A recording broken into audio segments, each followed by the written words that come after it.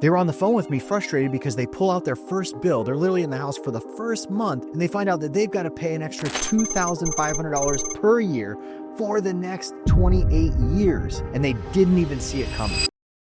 Hey team, there's a phenomenon in Orlando that people are moving here or they're in the area right now and locals themselves don't even know about hidden costs that are happening on specific neighborhoods across the city. Now, there you are, you're looking at homes online, you're on the Zillows or the Realtor.coms and you're searching all these houses. The pictures look amazing and you're falling in love. And what you don't know is that underneath the surface, some of the neighborhoods that you're looking at could cost you thousands and drain your savings to nothing. Today, I'm going to highlight 5 types of Orlando neighborhoods that absolutely can become money pits. But let me be crystal clear before you go in the comments and rage. There are no bad neighborhoods on this list. All of these areas are perfect homes for somebody. But my goal is to pull back the covers on the hidden costs, things that are not showing up on Zillow and Realtor.com that could really hurt you in the long run if you don't know about these particular communities. This is all about matching you with a home where there are no financial surprises. Because I'm going to be honest, even if you live in Orlando right now, some of the neighborhoods on this list are going to surprise you. Now for this video, I judge these neighborhoods specifically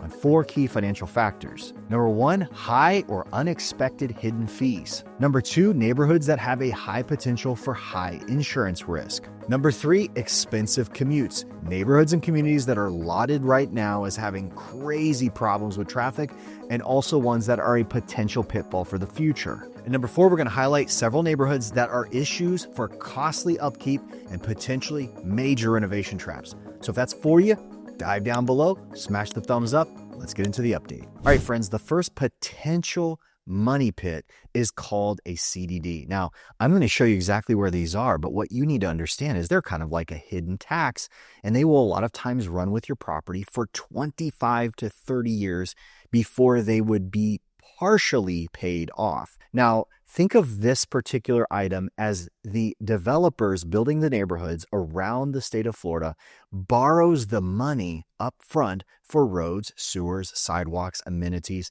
all the things that they need when they're setting up these neighborhoods instead of the county actually having to pay for the infrastructure up front. Now, as I mentioned, they usually get paid off in 25 to 30 years. The homeowners pay it back through an extra line on their property tax bill, but most of the time we see these expenses somewhere around $1,500 to as much as $3,000 or $4,000 a year in the more extreme cases.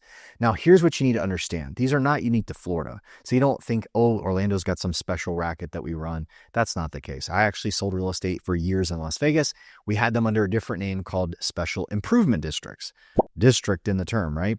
It's just essentially the same thing. It's whenever you see these newer homes, that's the fascinating thing is they tend to plague newer locations, the more attractive, seemingly nice suburban locations. But let me show you around Orlando exactly where they are and how you can watch out for them if you have a problem with this. This, my friends, is a search of all the properties within a typical relocator's budget, which is around $300 on the low end and $700,000-800,000 on the high end.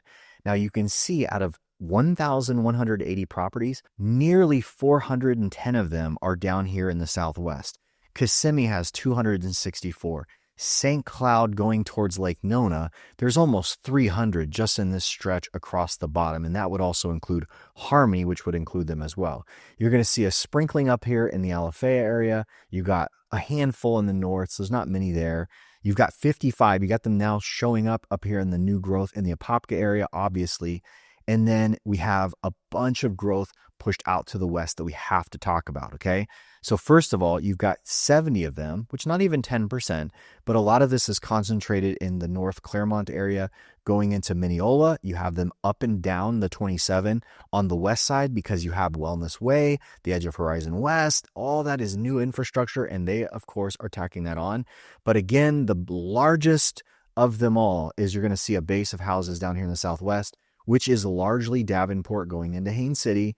Again, in Kissimmee, a lot of it, I would say well more than half, you're going to find more of that in the south, in the southeast. And a lot of that's because that's where the new construction is coming. That's where we are seeing billions of dollars in new growth invested in that area. Now, listen, it's not all bad news, okay? I know if you are hyper budget focused, you do not like to see this tacked onto your bill. But understand this, and I need you to understand this from a pros and cons perspective, because if you are looking for a home that has that, you need to factor that is approximately $40,000 to $60,000 in buying power. If you find a home with a CDD that you love, it should not necessarily be identical in asking price to a similar home that has no CDD. The home that has no CDD has a lower housing expense because you're not paying the $2,000 a year more, okay? That has a relationship with what you pay.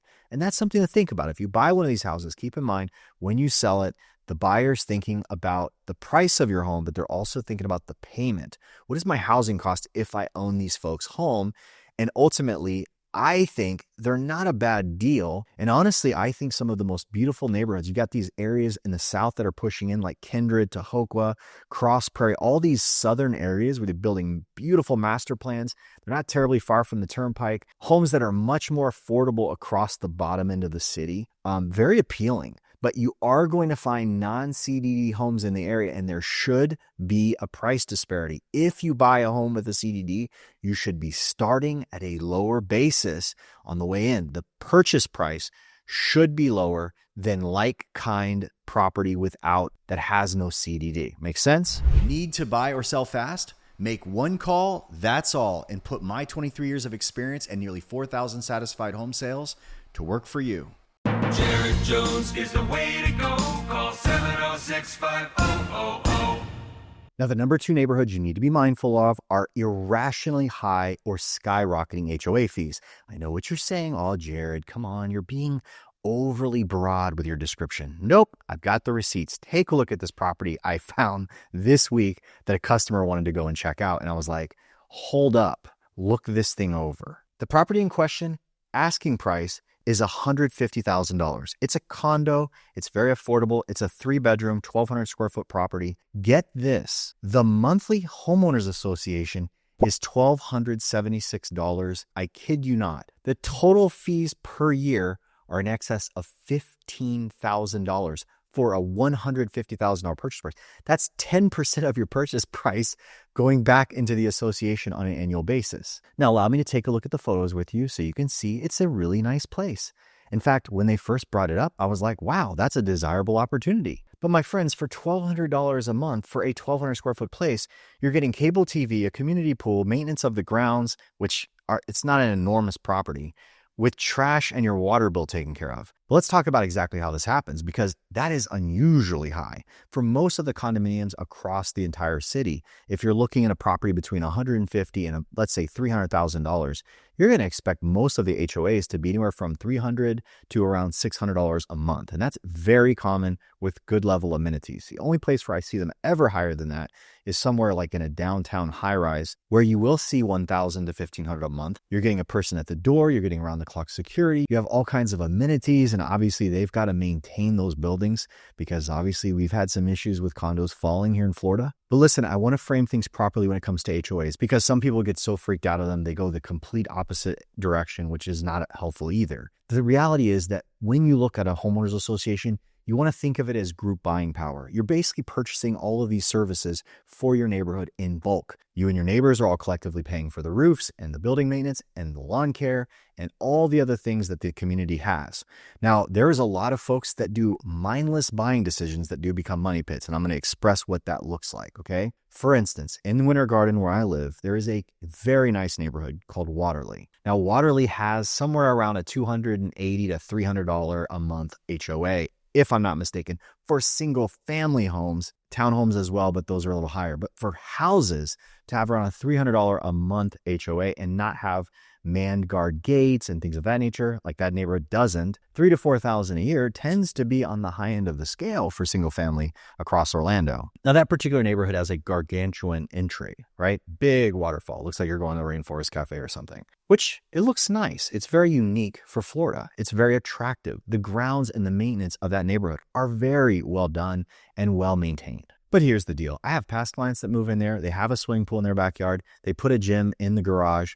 They don't actually need to use the facilities there. They don't need to use the pool. And they're paying for all that within the HOA. And there's nothing wrong with that if those are the things that you're attracted to. Those are the things you want to invest in. Because I always look at HOAs as I have a fractional share in all of these things. You as an owner, when you buy in those neighborhoods, you're buying a fractional interest, not just in the maintenance of, but all the other items that go along with it. So here's the thing. You need to strip down the cost of the HOA. Every time you go in to buy in one of these neighborhoods, especially like a condominium or townhouse, you want to take the fees and establish what all is being paid for in the monthly budget. Because in some cases, those are things that if you had to one-off pay for yourself, it would be far worse. Meaning, if they're buying in bulk, if all the community is buying together, there should be a pressing down of costs and trying to maintain those things. And the reality is sometimes your HOA is $400 or $500 a month because there's 100 going to lawn care. There's 100 going to internet. There's things that you would probably have purchased on your own. And again, you have to validate that. Now on the extreme end, how did that condo that I started this segment with on the $150,000 price point end up having 15 grand a year in HOA assessments? Well, that's because sometimes they don't budget enough for the things they need. And all of a sudden they have to then allocate an assessment cost for everyone to catch up the expenses of the building. Now, I got to be honest, escalating HOAs is not very common these days. So all the stories we hear about all the HOAs are skyrocketing. A lot of those videos were making their rounds in 2024. That's not a reality in Orlando on an ongoing year in, year out basis, okay? Everything in the economy just experienced massive inflation. The cost of every textile, every improvement item, roof material, paint, the whole bit. So obviously those things trickle into the cost of an HOA. But HOAs need owner involvement. You need to make sure you're involved, watch what they're spending, be invested in the decisions they make. And ultimately the control is yours. You're a participant in this process. But I will say about HOAs that if you have the highest standard for neighborhood appeal, if that is high on your criteria when you're going out to buy a house, HOA has to be on the table, okay? Pure point blank. Unless you have an unlimited budget, you can live in some of the highest end areas that don't have HOAs. In all likelihood, a homeowners association in Orlando is the best match to give you a very high appeal sense of pride and ownership for your neighborhood. Because if you don't, they will knock on your door and make you. Ha, just kidding. But all kidding aside, take a look at the budget, take a look at the accounting, look at the history of the assessment and how much it's changed. Does anything look weird to you? Have an attorney review it. And at the very end of that chain of events, double check and make sure you're okay budgeting for those things year after year because you're going to have to pay the fee anyways. The next neighborhood money pit we're going to outline are high insurance zones. Now, hear me on this. You need to understand there are major shifts in homeowners insurance in the Central Florida marketplace, particularly Orlando Metro. That's what I'm going to speak about. 2021 to 2023, there was a major crisis with inflation and all kinds of cost that really ran the cost of housing insurance epically high. You have to understand, thanks to all of you, I am very exposed to the real estate market. I sell quite a bit of real estate across Orlando. I have not seen a policy any higher than the $1,400 to around $2,600 per year price point for any of the policies I've seen given recently. And that's a good thing. That's a lot lower than most people expect. Most people just aren't aware, but that is not an across the board situation. You need to understand that insurance companies will look at 4 points of a house: the AC, the plumbing, the electrical. Particularly plumbing and electrical are less cyclical in how they are modified and updated, right? Most people, they're going to come to need a roof, and you'll commonly find a newer roof on a house. Sometimes that'll include the AC. But one thing that you need to be careful of, especially when you're going over the year 2000, is when you're shopping in the bands of real estate across the Central Florida area where the homes tend to be older.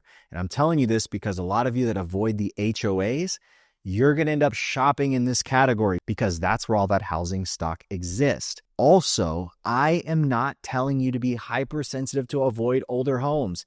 Do not avoid 70s, 80s, 90s, especially if you desire a home of more character, because that's where you're going to find it. We have amazing homes at various price points, across the Orlando market that have a lot to offer, that have the charm of the yesteryear design and less from what we see from the stock production builders of what's being produced by the Lennars and the DR Hortons. And nothing wrong with those, but it's not for everyone. But you do need to be mindful of how recently the electrical and the plumbing has been updated. I would say on the average price home, it will cost you probably anywhere from $4,000 to $6,000 for electrical and for plumbing. And if you do run into those situations, I oftentimes will negotiate the seller to come in and help with those solutions so that we can move forward and insure the property. So it's not an end all, it just has to be scrutinized. And I never let a buyer walk into a situation on an older home where they're going to get blindsided by some mechanical issue that jacks up their insurance in the first year of their home ownership or surprises them in the near future. We cannot leave the insurance conversation until we talk about flood zones. I get this question asked constantly. There are some folks who are going to live on water. They are destined to have a boat. They want to fish every day. They're going to live, and their house is probably going to be in some lower areas. But for the rest, there's going to be people that say, absolutely no way, Jared. Make sure you do not show me anything that has a 100 or 500 year floodplain risk so that I don't have to deal with that, because flood insurance follows. You can buy these homes, and thousands of them sell every year. And ultimately, what you need to understand is there will be a policy on top of your traditional homeowner insurance policy that will cover the risk if there's water intrusion, that it can be built back by the insurance company, any damage that takes place. One of the things I also want you to consider is that even though these areas exist, understand that there's a rationale for how they end up there. I'm going to give you St. Cloud, for instance. Notice where you see properties in floodplain and where you don't see them, okay? You can see that if you further off the lake 2-3 blocks, you no longer have a flood risk. But the closer you are in a lot of areas across the Central Florida to a body of water, particularly a major one, there's a chance that folks there said, you know what, I want to live near the lake, and that's what I'm going to do, and they built the house there anyways. Again, there's coverage for it. There's instances where a lot of these houses have never seen water, and there's instances where they have, but you just need to be aware of where they are and ultimately decide whether or not that's for you, and if you're willing to take the cost and the risk that goes with it. All right, the last neighborhoods that we want to look at, I'm going to dub as the historic headaches. These are the properties that were built before 1950. And my friends, this is kind of fun because it's interesting how you look at all of these segments. There's always an attractive silver lining. It's like the sirens of old. You know, they're calling out for the sailor. They're beautiful and attractive, and lurking beneath is some dangerous renovation traps in this particular case. And here's the thing, I'm not saying don't buy them. I'm just trying to give you an idea of what to bargain for. And ultimately, what you have to understand is these areas are oftentimes designated as historic districts, which means you'll have to use period correct materials. You'll have to deal with the windows in a certain way. You'll have to use expensive methods more so than a traditional remodel in certain cases. Not to mention the fact that these things are super old. Some of them 100 years old. You could run into things like cast iron plumbing and knob and tube wiring. The building materials in these things, the rehabilitation of which these can be off the charts. So just understand, you're buying 80 to 100-year-old properties, a simple bathroom remodel can turn into $20,000 to $40,000 in expense pretty fast, okay? But take a look at this. Where are the properties? And I'm a history nerd. So when I look at this, and I know I just pulled all of the recent solds, current active properties, and properties that are pending that were built really from the high 1800s to the early 1900s, this shows me what the town looked like in relationship to a map. This would have all been wooded area and probably largely untouched. You can see that up to 1950, the downtown area was already pushed out. Altamont Springs is there going towards Longwood. Sanford's downtown area is thriving. St. Cloud's downtown area, all the state streets are really all that was here. You had a little bit of activity here showing from Kissimmee, and I would say maybe some of Kissimmee has been cleared. I would say there's probably some of their historic real estate's no longer there. You have up here in Claremont, a pretty good large epicenter of real estate here that represents City Hall and all the downtown here off the lake. Again, Mount Dora was thriving at that time. We obviously can see it in the charm. If you visit these areas and you like that kind of old Florida, every one of these locations still exudes that look. Look at Winter Garden, same thing. You have the Plant Street corridor, all of that kind of stuff still there. And again, this, my friends, is actually where, if you're looking to avoid homeowners associations, if you're trying to avoid cookie cutter look, all that kind of thing, you are going to find and trip up on older real estate. Kind of mentioned this earlier. So this is the thing. When you're actually looking at these particular projects, you are going to have situations where renovation is going to be tightly controlled and the cost of which they can be much, much higher than in a typical purchase. Thanks so much for watching. I gotta ask, did you get value from this video? Did I help you understand the marketplace better here in Orlando? And if I did, make me this promise that when you're ready to buy or sell in Florida, you'll remember this moment and give me the opportunity to earn your business. Even outside of Orlando, I can help you by connecting you with a trusted agent. I honestly do not make these videos for ad revenue. I make them to build a relationship with you before you need me. So please, if I've added value, do me a favor and commit right now to give me a chance when the time is right. And if you haven't done so already, drop down below, smash the thumbs up. It'd help the channel immensely. Consider subscribing so you don't miss these regular updates on what's going on in growth news, housing, and the data across the Orlando metro area. We'll see you on the next one. Jared Jones is the way to go. Call 706-5000. If you're in the Central Florida area and you're looking for a great church, I'd love for you to join me at the Grove Bible Chapel. Just visit joinmeatthegrove.com for full details.